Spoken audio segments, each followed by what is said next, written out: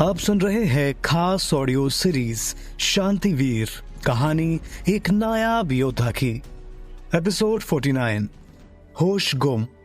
जब एक बार का मालिक गपशप करने बैठ जाए तो फिर शराब के बहने में कितनी देर लगती। साकी ने अपने नए दोस्तों पर मेहरबान होकर उन्हें अपनी सबसे अच्छी क्वालिटी की शराब पेश करनी शुरू कर दी। जाम के ग्लास टकराने लगे और ठहाकों की आवाज से माहौल भर गया। गुमनाम सिंह फट्टे उग्रवादियों पर अपनी आज की इस जीत का जश्न मना रहा था, इसलिए कुछ ज्यादा ही तेजी से शराब पीने लगा और उसे जल्द ही नशा भी हो गया।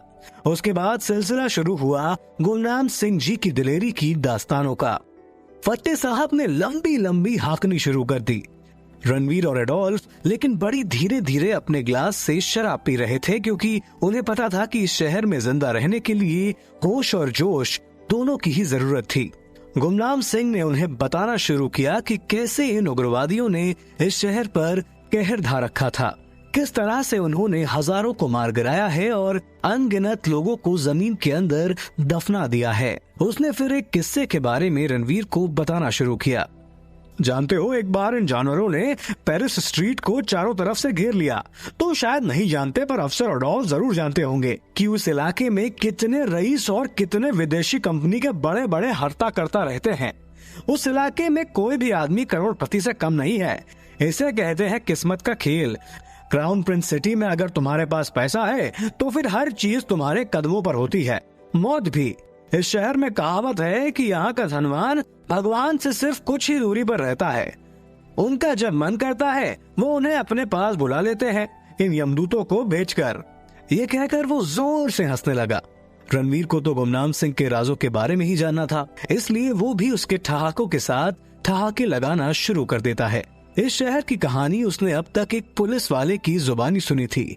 अब बारी थी इस शहर के बारे में जानने की एक ऐसे आदमी से जो अपनी सुरक्षा के लिए सिर्फ गुंडे ही नहीं पालता था, उसके साथ साथ वो अपने पास ऐसे ऐसे विस्फोटक पदार्थ भी रखता था जो कि साधारण लोगों के पास मिलना मुश्किल था। क्राउन प्रिंस सिटी के पुलिस वालों के पास भी नहीं।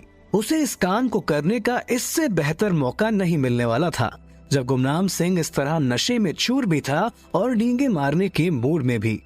गुमनाम सिंह भी अपने आप को इन दो पुलिस वालों के साथ काफी सुरक्षित महसूस कर रहा था, इसलिए वो बेझिझक उनसे वो बातें भी कर रहा था जो साधारणता में वो दूसरों से नहीं करता था। ऐसा करने से वो बातें इन अपराधियों और उग्रवादियों के कानों तक पहुंच सकती थी। उसे भी अपने दिल की बात खुलकर बोलने में बड़ा मजा आ रहा था। हिंदुस्तानी मेजबानी क्या होती है, इस बात का एडोल्फ को अच्छी तरह से पता चल रहा था। होटल के सबसे अच्छे खानों के आइटम उसके सामने वेटर लेकर आए जा रहे थे। उसकी तो गुमनाम सिंह की भाषा में बल्ले बल्ले हो रही थी। वो भी इस दावत का जमकर मजा ले रहा था। गुमनाम सिंह ने फिर आगे बताना शुरू किया।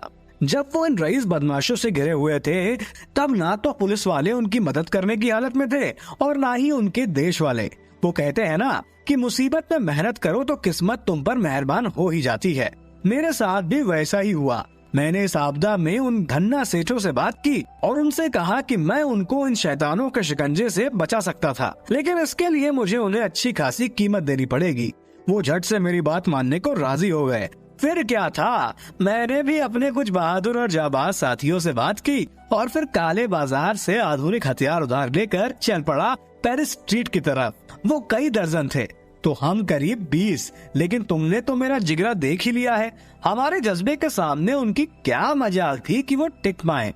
लड़ाई घमासान हुई, लेकिन जीत आखिर में हमारी ही हुई। उनको मैदान छोड़कर वहां से भागना पड़ा। उसके बाद क्या था, जब भी ऐसे हादसे होते लोग सिर्फ एक ही आदमी के पास मदद के लिए पहुंचते, मेरे पास। मैंने इसी तरह इन बदमाशों से लोहा लेकर अपनी ये बेशुमार दौलत जमा की है। अब तो हाल ऐसा है कि वो मुझे महीने के महीने बिना मांगे ही पैसा पहुंचा देते हैं, अपनी सुरक्षा के लिए, चाहे कोई वारदात हो या फिर नहीं। लोग सही कहते हैं, भगवान जब देता है तो छप्पर फाड़ के देता है। ये जो बड़ी प्रॉपर्टी तुम यहाँ खड़ी देख रहे हो, वो बस इस हिम्मत की ही देन है। ये कहकर वो फिर से हंसने लगता है। रणवीर और एडोल्फ भी ठहाकों में उसका साथ देने लगे।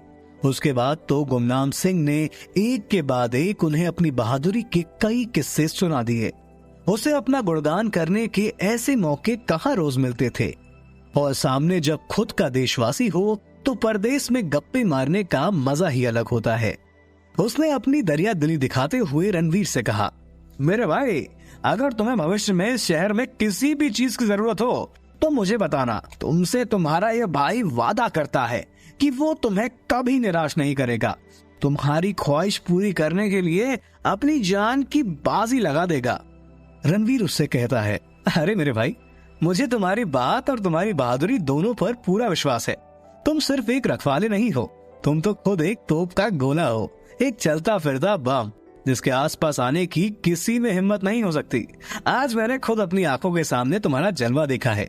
तुम्हारी हिम्मत और सूझबूझ देखकर मुझे तो लगा था कि तुम जरूर पहले कभी हमारे देश की स्पेशल फोर्सेस या फिर ब्लैक कैट कमांडो रहे होगे। रणवीर की झूठ मूठ की तारीफ ने मोटे गुमनाम सिंह फट्टे को खुशी के मारे और भी फुला दिया। उसने अपनी मूरत शराब के ग्लास के रिफ्लेक्शन में देखनी शुरू की और खुद को निहारने लगा। उसके बाद उसने अपने लंबे बाल स्टाइल से पीछे किए और अपनी जीभ से एक चटकारा मारते हुए कहा, तुम यहाँ बस अभी अभी आए हो और शायद तुम्हें इस जगह के बारे में बहुत कुछ जानना बाकी है। तुम मगर चिंता मत करना, ये तुम्हारा भाई तुम्हें शहर और इस देश के चप्पे चप्पे के बारे में जानकारी दे देगा। जरूरत पड़ी तो तुम्हारे साथ जाकर तुम्हें वो सब कुछ दिखा कर लाएगा। माना कि अफसर एडोल्फ और यहाँ की पुलिस तुम्हारे साथ सहयोगिता करेगी, लेकिन इनके हाथों में कुछ है नहीं। अगर यहाँ परिस्थिति बदलनी है तो वो हम हिंदुस्तानियों को ही करनी पड़ेगी। रास्तों पर उतरकर इन गुंडे बदमाशों को हमें ही सफाया करना पड़ेगा। इस काम को करने के लिए हम हिंदुस्तानियों की तरह जिगरा चाहिए। हम इस जगह में अमन और शांति लाएंगे। मैं यहाँ के सभी गुंडे बदमाशों की रग रग को पहचानता हूँ। तुम बस नाम बोलना और फिर देखना तुम्हारा भाई कैसे उसको या तो तुम्हारे सामने लाकर पेश कर देगा या फिर उसकी कुंडली निकाल कर तुम्हारे हवाले कर देगा। रणवीर ने यह सुनकर टेबल पर चुटकी बजाते हुए कहा, ऐसा है तो फिर ठीक है, मैं आज ही तुम्हारे सामने एक उठाई गिरे को लाकर पेश कर दूंगा। देखते हैं तुम उसे पहचान पाते हो कि नहीं। मैंने तो सुना है कि तुमने उसकी ऐसी बैंड बजाई कि भागते हुए उसकी पैंट गीली हो गई। अब तो छोटा क्यों भी तुमसे डर के भाग गया। मुझे तो लगता है कि आज के बाद से तुम इस जगह को बिना किसी भी असुविधा के चला सकोगे। गुमनाम सिंह तो पूरे मूड में आ चुका था, तो उसने कहा, हाँ हाँ, जरूर मिलवाना उसको मुझसे। देखना, मुझे देखते ही उसको अपनी नानी याद आ जाएगी। पता नहीं इस इलाके के कितने गुंडे मवालियों की मैंने खाट खड़ी कर दी है। ये छोटा क्यों तो बस आज अपनी किस्मत की वजह से मेरे हाथ से बच निकला। मैं उसे उसके घर से उठा लाता, लेकिन ये पट्टा हमारे इलाके में नहीं रहता। ये तो शहर से बाहर से आता है और यहाँ पर लूट मार मचाता है। गुमनाम सिंह ने ये बात पूरी कॉन्फिडेंस से कही थी। तो फिर रणवीर ने एडोल्फ की तरफ नजर फेरी और उसे होटल के गेट की तरफ देखने को कहा। एडोल्फ ने पहले तो थोड़े से आश्चर्य से गेट की तरफ देखा, उसके बाद उसे जो आदमी उसे वहां पड़ा हुआ नजर आया, उसे देखकर उसके चेहरे पर खुशी की लहर दौड़ गई और वो गेट की तरफ जल्दी से चला गया। उसके बाद वो वहां से एक बंदे को अपने साथ घसीटते हुए अपने साथ वहां ले आया और उनके सामने लाकर पटक दिया। फिर उसने गुमनाम सिंह से पूछा, अच्छा, बड़ी बड़ी हाकली छोड़ो और बताओ कि ये कौन है। गुमनाम सिंह ने बिना देखे ही कहा कि यार, अब दुनिया के हर ऐरे गहरे को मेरे सामने लाकर खड़ा कर दोगे तो क्या मैं उसे पहचान लूंगा? होगा कोई यही कहीं का छोटा मोटा लुक्खा। तुम भी यार मेरी बात की बाल की खाल निकालने लग गए। अगर तुम्हें मेरी बात पर विश्वास नहीं करना है तो मत करो, तुम्हारी मर्जी। फिर उसने अपने लंबे बालों को फिर से हाथ फेरते हुए कहा, इसीलिए यहाँ की पुलिस का इतना बुरा हाल है। हाथी निकल जाता है और ये मुंहे उसकी पूंछ के पीछे ही पड़े रहते हैं। रणवीर ने मजे मजे में एडोल्फ से कहा, एलिस के ब्रूसली, सुनी तुमने फट्टे साहब की फतेह की बात? तुम क्राउन प्रिंस सिटी के पुलिस वालों को असली बदमाशों पर अपना ध्यान केंद्रित करना चाहिए, छोटे मोटे उठाई गिरे पर नहीं। इनके कहने का मतलब है कि अपराधियों के सरगना की मुंडी पकड़ने की कोशिश करो, उसका गिरोह तो अपने आप तुम्हारे हाथ में आ जाएगा। एडोल्फ ने कहा, एक बार उनको इस बंदे को देखने की जहमत तो करने दीजिए। आपके हिंदुस्तानी भाई फट्टे साहब की इस आदमी की तरफ नजर फेरने में इतनी फट क्यों रही है? रणवीर ने झूठे गुस्से से कहा, हिंदुस्तानी लोग फट्टू नहीं होते, डरपोक हो तुम लोग। मैं भी तो देखूं किसको तुम इतना इतरा कर हमारे फट्टे साहब के सामने पेश कर उनकी बात को झुटलाने की कोशिश कर रहे हो। एडोल्फ उस आदमी को घसीटते हुए उनकी टेबल के सामने लाकर पटक देता है। उस आदमी को देखते ही रणवीर डरने का नाटक करते हुए उछल पड़ता है और हकलाते हुए कहता है, छोटा क्यू? तो तुम इस छोटा क्यू को कैसे यहाँ पर इस हाल में लेकर चले आए? एडोल्फ ने कहा कि उसके घर से उठाकर। रणवीर का रिएक्शन देखकर गुमनाम सिंह का नशा भी थोड़ा सा उतरा और उसने अपनी टेबल के सामने पड़े छोटा क्यू को देखने की कोशिश की। पहले तो उसने धुंधली नजर से उसकी तरफ देखा, फिर जैसे ही उसको समझ में आया कि वो कौन है, उसकी आंखें फटी की फटी रह गई। उसका दिल धक से बैठ गया और घबराहट के मारे उसका पूरा का पूरा नशा उतर गया। उसे लगा कि वो फिर से उस टीएनटी के काला बक्से पर बैठा है जो कभी भी फट सकता था। वो डर के मारे कांपने लगा और एकदम से अपनी कुर्सी से उछाल मारकर खड़ा हो गया।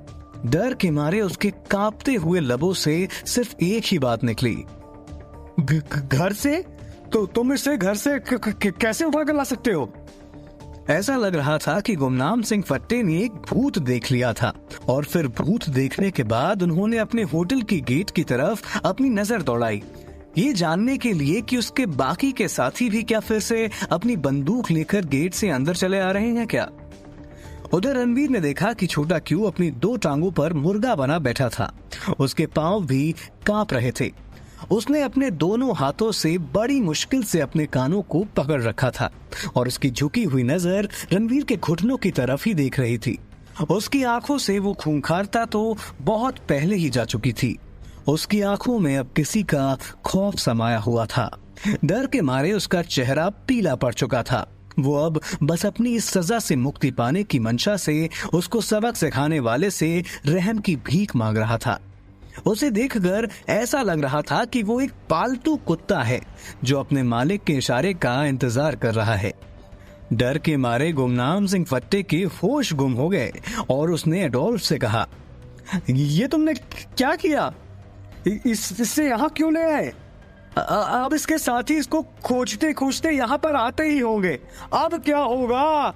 बड़ी मुश्किल से मैंने इसे अपनी सारी ताकत और सूझबूझ का इस्तेमाल करके यहाँ से विदा किया था। ऐसे करते वक्त मेरी टांग में चोट भी लग गई थी। अब अगर उसके लोग यहाँ आ गए तो मैं उनका मुकाबला कैसे करूंगा? तुमने तो मुझे मरवा ही दिया।